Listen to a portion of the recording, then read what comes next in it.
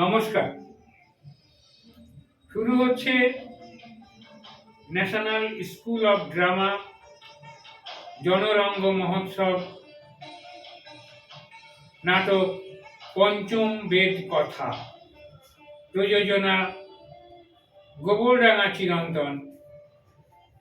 সম্পাদনা ও নির্দেশনা অজয় দাস। শুরু হচ্ছে নাটক পঞ্চম বেদ কথা।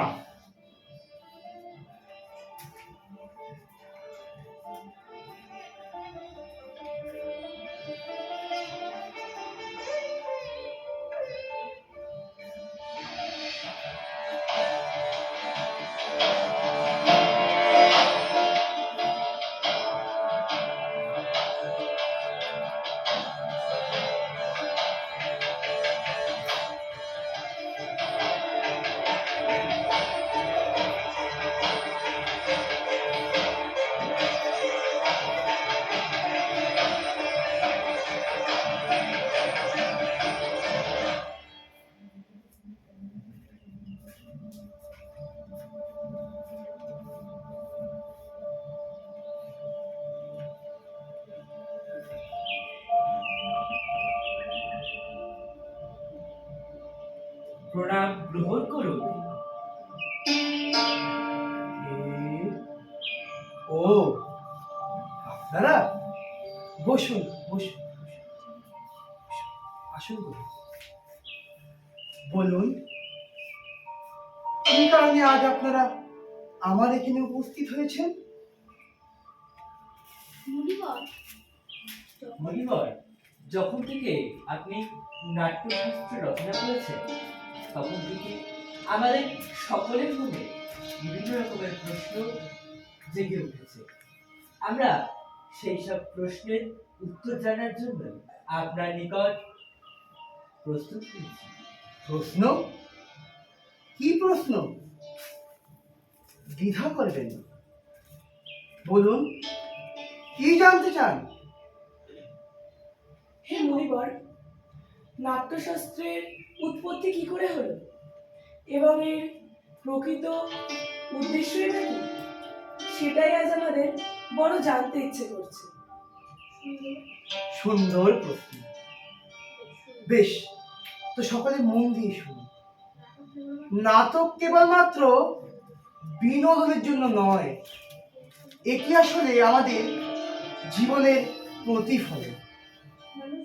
মানুষ যখন কাম, ক্রোধ ও লোভে অন্ধ হয়ে পড়ে, যখন তারা নীতি, আদর্শ সমস্ত কিছু ভুলে গিয়ে আমাদের খারাপ পথে চলে যায়, ঠিক তখন স্বর্গের দেবতারা প্রজাপতি ব্রহ্মার কাছে গিয়ে আবেদন করে, হে প্রজাপতি ব্রহ্মা, আপনি এমন কিছু একটা সৃষ্টি করুন যা মানুষ কানে শুনতে শুনতে চোখে দেখতেও পারে, যা তাদের সৎ পথে আনতে পারে। এমন কোন নতুন বেদ? কিন্তু মুনিবর, আমাদের আদি চতুর্বেদ তো জ্ঞানের ভান্ডার। সেখানেই তো লুকিয়ে আছে আমাদের জগতের অন্যান্য পূর্ণ কথা। তাহলে নতুন কোন বেদের প্রয়োজন হলো কেন? প্রয়োজন হলো এই কারণে, যাতে এটা সকলের কাছে সহজবোধ্য হয়, সকল মানুষ যাতে নীতি, জ্ঞান, ধর্ম পথে সঠিকভাবে পৌঁছতে পারে, তার জন্যই প্রজাপতি ব্রহ্মা এই পঞ্চম বেদের সৃষ্টি করেছে। চার বেদের নির্যাস। চার বেদ? চার বেদের নির্যাস? হে মণিবর, এ বিষয়ে যদি আমাদেরকে একটু বলতেন তাহলে বড় কৃতজ্ঞ হব। বলছি, সকালে শুনুন। ঋগ্বেদ থেকে পাঠ, সামবেদ থেকে সঙ্গীত, যজুর্বেদ থেকে অভিনয় এবং অথর্ববেদ থেকে রস, এই চারটি উপাদান একত্রিত করেই সৃষ্টি হয়েছে আমাদের নাট্যশাস্ত্র বা পঞ্চম বেদ। বাহ, খুব সুন্দর।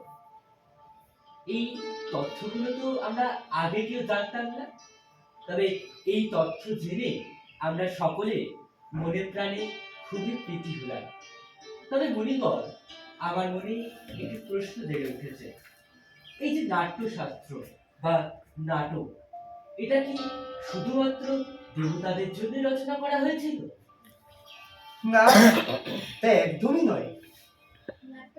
নাট্যশাস্ত্র বা নাটক রচনার পরবর্তী কোনো এক সময় দানবেরা উত্তেজিত হয়ে প্রজাপতি ব্রহ্মার কাছে গিয়ে পৌঁছে এবং জিজ্ঞাসা করলেন, হে ব্রহ্মা, এই নাটক কি শুধু কেবলমাত্র দেবতাদের জন্যই সৃষ্টি হয়েছে? আমরা কি তবে এই নাটকের থেকে বঞ্চিত থাকবো? তখন প্রজাপতি ব্রহ্মা বললেন, তোমরা উত্তেজিত হও না। শোনো, নাটক কোনো নির্দিষ্ট জাতি, নির্দিষ্ট গোষ্ঠী বা নির্দিষ্ট মানুষের জন্য সৃষ্টি নহে। নাট্যশাস্ত্র সকল দেবতা, দানব ও মানব সবার মঙ্গলের জন্যই সৃষ্টি হয়েছে। আচ্ছা মুনিবর, নাটক কি শুধুমাত্র বিনোদন? আচ্ছা, তুমি কি বিনোদনের কথা বলতে চাইছো? হ্যাঁ, তো মণিবর, নাটক কি শুধুমাত্র বিনোদনের জন্য নয়, নাকি নচেত অন্য কিছু? না, নাটক কেবলমাত্র বিনোদনের জন্য নয়, এটি সমাজের দর্পণ। এই নাটক ক্লান্ত মনকে শান্ত করে, যন্ত্রণা দূর করে, স্বাস্থ্য, জ্ঞান, কর্ম ও আমাদের শিল্প সমস্ত কিছুকে একত্রিত করে। এমন কোনো জ্ঞান নেই, এমন কোনো কর্ম নেই যা নাট্যে নেই। মুনিবর, আপনার কথা শুনে যা বুঝতে পারলাম, নাট্যকাব্য বা নাটক হলো আমাদের এই বিশ্বের যা কিছু ভালো তা বর্তমান। আপনার অনুধাবন সম্পূর্ণ সঠিক। নাট্যশিল্পই সকল শিল্পের উৎস এবং সকল শিল্পের মিলনস্থলও বটে। হ্যাঁ, তাহলে দেখা যাচ্ছে যে নাট্যশিল্প সমাজে খুবই অপরিহার্য, আমাদের নিত্য নৈমিত্তিক জীবনের ক্ষেত্রেও অপরিহার্য।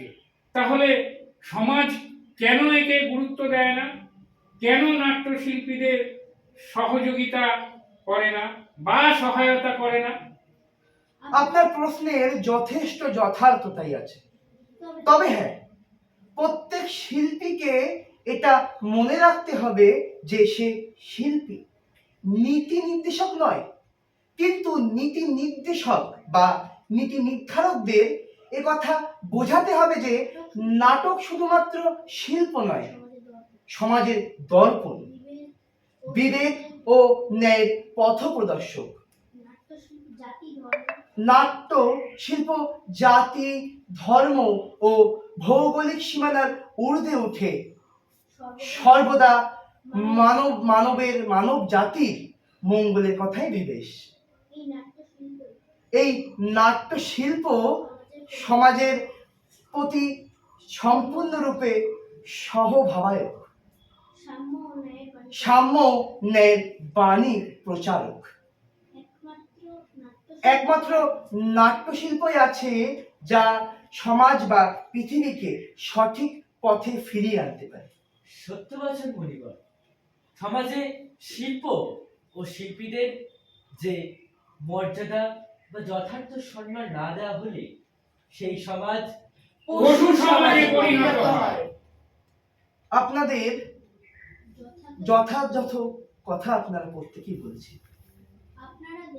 আপনারা দেখবেন বর্তমান এবং ভবিষ্যৎ সমাজ নাটক এবং অন্যান্য শিল্পীদের যথাযথ মর্যাদা দেবে।